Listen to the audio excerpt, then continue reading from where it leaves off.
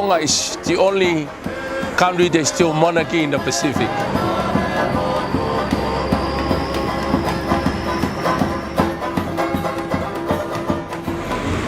I'm holding here a war club that telling the world who ruled the Pacific Island in the olden days.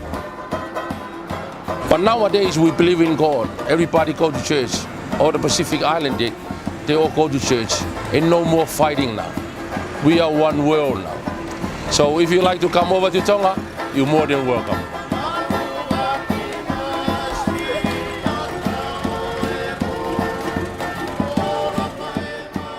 The beautiful kingdom of Tonga is located in the heart of the South Pacific. This small island nation is already considered to be one of the most vulnerable places on the planet.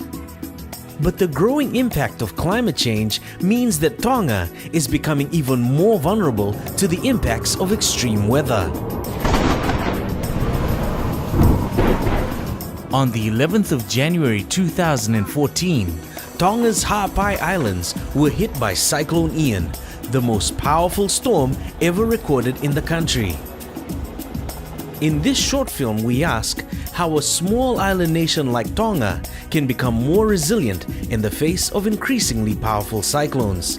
And we ask how the Tongan government, its development partners, and its communities can all work more effectively together to strengthen homes and schools against the future storms that we know are sure to come.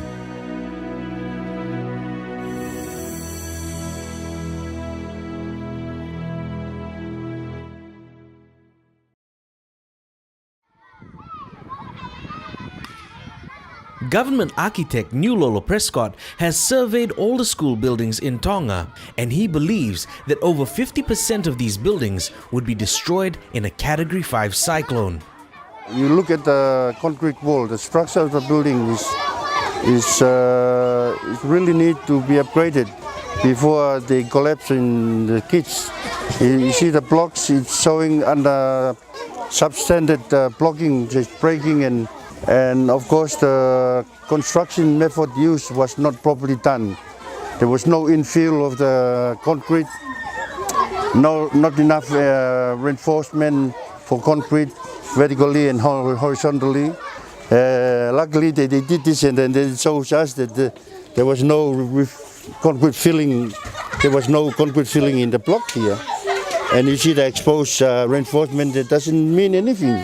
If a Category 5 hits Tonga now, I would bet more than 50% of the school will be gone in Tonga. So how does that make you feel? I mean, it must be pretty frustrating for someone. It is frustrating, but what else you can do? And my recommendation has been done, and the report was done a year ago. Nothing has been done. There's no fund. The government doesn't have the fund. What we can do? I persistently in pointing out the risk, the high risk that the kids are. This is a classic example, and the other schools with abandoned buildings need to be demolished. If the cyclone hit Tonga,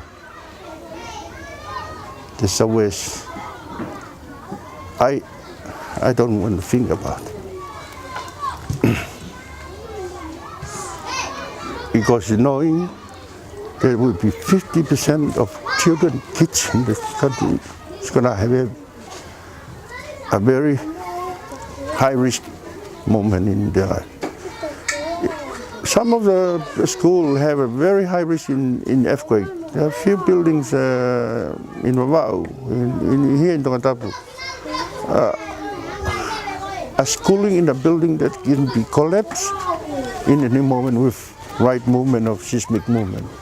Mr. Prescott says some of the most poorly constructed schools in Tonga have been funded by well-meaning community groups from countries such as New Zealand, Australia, and Japan. He says that these donors often provide funding to parent-teacher associations without working to ensure that these groups purchase appropriate building materials and use correct building practices.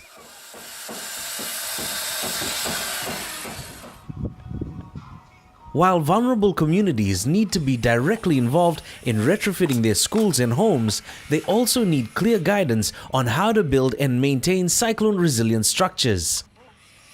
Buildings are like children. We born them and we don't leave them wild. We looked after them, we clothed them, we bathed them. It's just same as building. After we build them, we paint it. It's not only one paint for the whole life. We paint them after 3 years, we repaint it. We will screw things that are loosened off. Tonga's Ministry of Education is now working to ensure both donors and communities meet minimum standards for the construction of new school buildings. And around the world, there's a growing movement to engage communities directly in the development of safer school construction practices. It's not economic or feasible that we're going to build every new school in a whole country. We're not going to demolish all the schools and rebuild them. So what do? So we look at retrofitting, and that looks at strengthening schools to bring them up to a safer standard. Ms. Grick believes one of the most cost-effective approaches is to involve the community in the design and construction of the school. The planning and design stages really need to consider the community involvement from the outset. But using the community as labour is one way of helping build their capacity of safe construction so that can be passed on more generally in the community, but also help them understand how to maintain the building, because often it's left to the community to maintain the building during the lifespan of the school. Ms. Grick also believes it is critical for community members to receive the training and support needed to really understand the importance of quality workmanship and materials.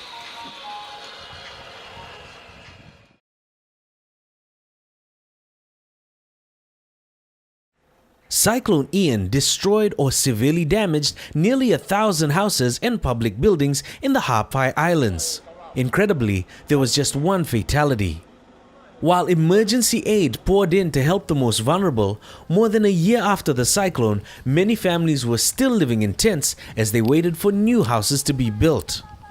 With funding of $6.5 million from the World Bank, the government of Tonga was able to provide support for many of the most vulnerable households worst hit by the cyclone. But after the cyclone, there was also great confusion among the community about the process for assessing the level of support each household was entitled to receive. I think people expected everyone would get a two-room house if that is the assistance. But then they didn't realize that we're talking about more than 1,000 households that were affected by Ian. And with the limited funds that we had, we couldn't build each and every one of them a one-room house. So what had happened was that many people did not lift the hammer just so that they could show the level of damage on their home. And so in terms of assessment, government had to assess level of damage. And that took some time to assess. And I think that's why the community were like waiting, sitting around in tent and waiting, because one comes in and asks all of those questions, and they were saying things like, don't touch anything until we fully assess the level of damage. From our perspective, one of the main objectives is to actually learn from that, so that we make sure that that's not going to happen again, because we're pretty sure that there's going to be another cyclone heading down our way, so that we can use the resources available more effectively in terms of our response. So, yeah, to sum it up, to learn from the mistakes and also the success, what we've done right in terms of this particular intervention. The reconstruction process was also delayed by the complex nature of land ownership in Hawaii. I don't think a lot of people outside of Tonga understand how complicated the Land Act is in Tonga. So we have to really push, and no one can give the consent. If that land is registered to a private registered landholder, no one else can give the consent for the construction on that plot of land except that landowner. And we're talking about landowners that live overseas, and we have to try to find contact information for them. So that's the main reason why the reconstruction took that long. The policy was to give the benefit for whoever was staying in the house during the cyclone. And it was okay for those that they are land house owners, you know. But there were a lot of people that were occupying people's property, you know, and that's where all these problems arise, you know.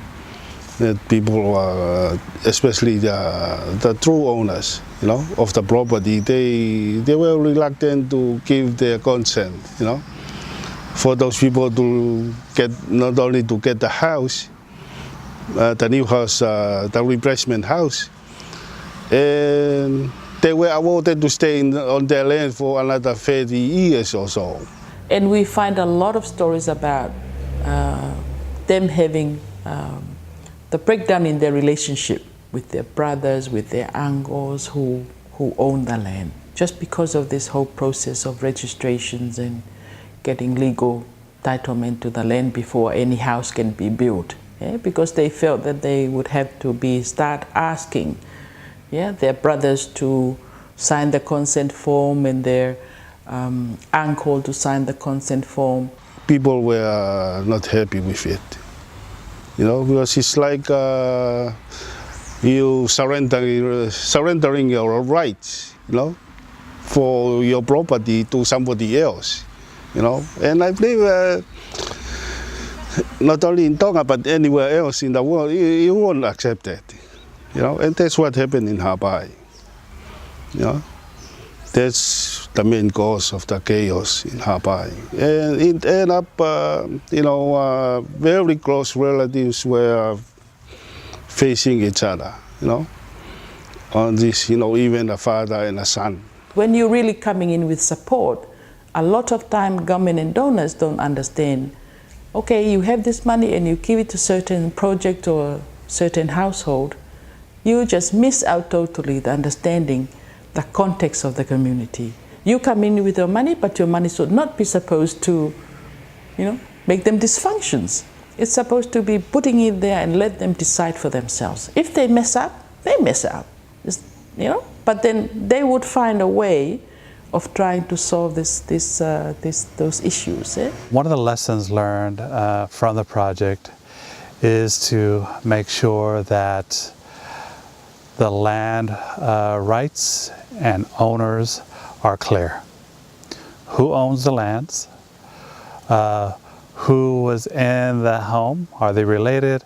Those key areas, just making sure that there's clarity and ownership of the home, clarity and ownership of the land.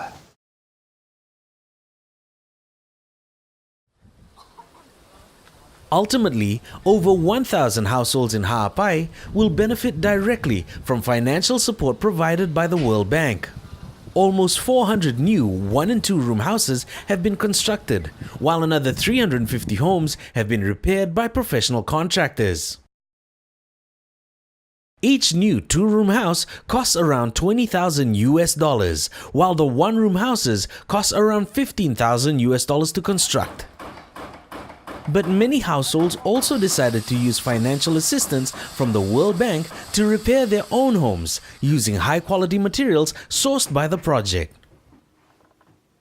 The guidance of building inspectors like Semisi Fifita have been critical to ensuring the success of the community's self-supported repair work. We have to inspect all the houses for the project and the government of Tonga and give an assistance to the builder or to the household or who's doing the works, how to do the works and to make sure that the building, the house that they are building, it's gonna withstand a cyclone or other natural disaster. So this is the work is here just from the neighbors. They're just trying to fit the louvers and fit the window frames. They have to fix every joint with this knuckle nail plate, and even the every chassis must be tied down with Cyclone ties. That's the head of household. He's over 70 plus. The 1-room house is 4.8 by 3.6. The purpose of the 1-room house just to give a start for the families, So after a month or after a few years, they can extend the house.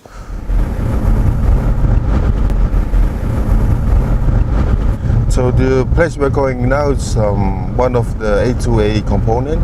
It's a one-bedroom house. The beneficiary managed to extend the building by themselves.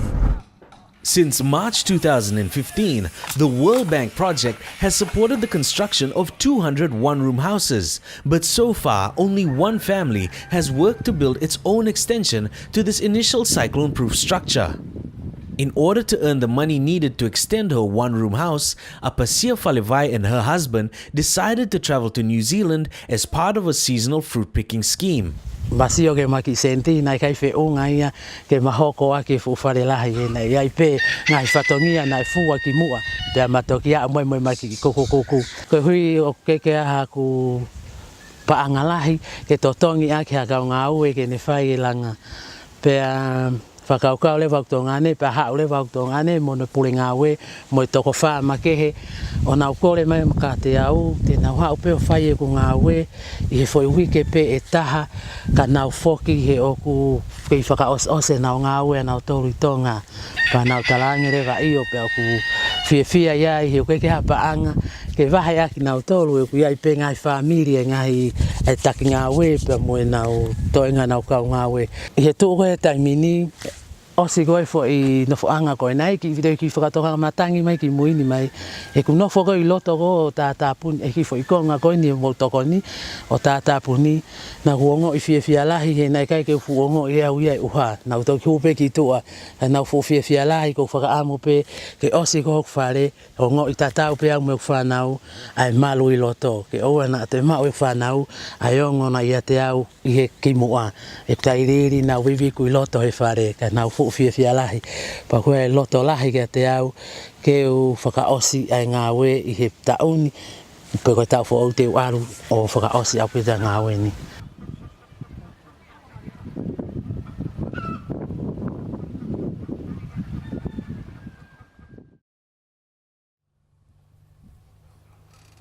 As the project progressed, it also became clear that many of the remaining households would receive greater benefits if they used their funding entitlement to undertake self-supported repairs.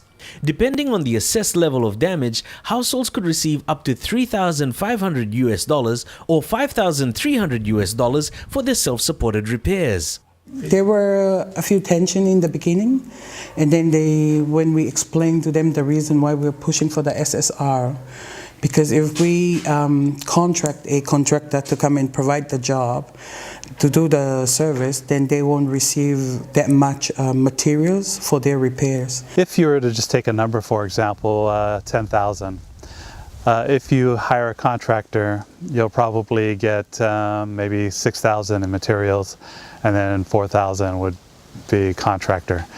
Whereas the SSR, you would get all 10,000 materials, and then family members would help. So definitely you would get more of a house, more repairs under the self-supported repairs as opposed to a contractor-led activity. We experienced this that some people that were supposed to have a one-room or a two-room house, they decided to downgrade themselves to the repair works, you know, because they knew that it's better for them to fix their big house, their old house. Members of the community in Hapai have also started working together to help their neighbors make the most of their funding for self-supported repairs. Feleti Koloa Matangi works with a small group from the Ha'ato community that has already provided support to repair more than 10 houses. Ki gire ka tufunga, ko koura, o ku nau tokoni pe, o ku nau biro holo pe he u api. O fie tokoni, ko ngau e ko ni ko ngau e off. Ki he kakai ko toa, kai ge ia ha seni de ma, ko ki me tokoni pe ku ngahi e family ko ia. O nau lawe ai ki kau kulupu koe ni. O ko nau ni mumwa ngahi ki me tokoni ki ti pong pong. Pea au ki hoa tau. Na wai ki te teo ki mea tokoni, mea kai. Ka oku whawhiwhia pei tamaiki oku sai. Pea maa kona re tamaiki, e whiawhi, ai moe wawai. Ko rere koni ngā ue koni o tuktuku at peke lai ne walu. Pe koe whitu, ai ngā ue koni. Koni po uri pe ko kai ki te whahasio ka pui whao ko nau mātuku.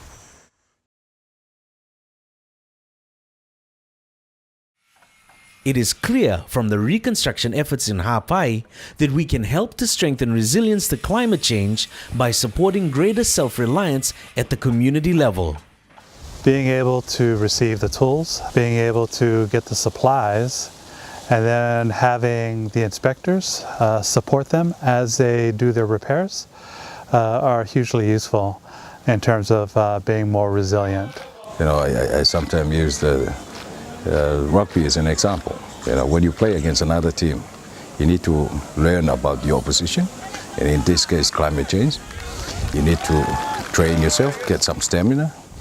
You need to have some skills. So it's just like that. So when you're actually playing against the other team, you learn how to actually sidestep certain things, thereby reducing the risk. You need to actually be able to take the hit. You know, take the hit, go down, and you have to get up and still keep going. So to me, that's what resilience is all about.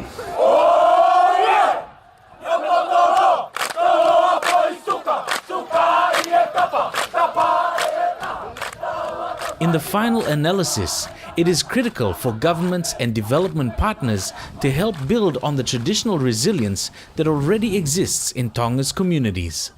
We really need to take a look at the holistic approach where you have government, development partners, communities, and households all working together, understanding what the design is and what are the messages so that all the communities understand what's going on.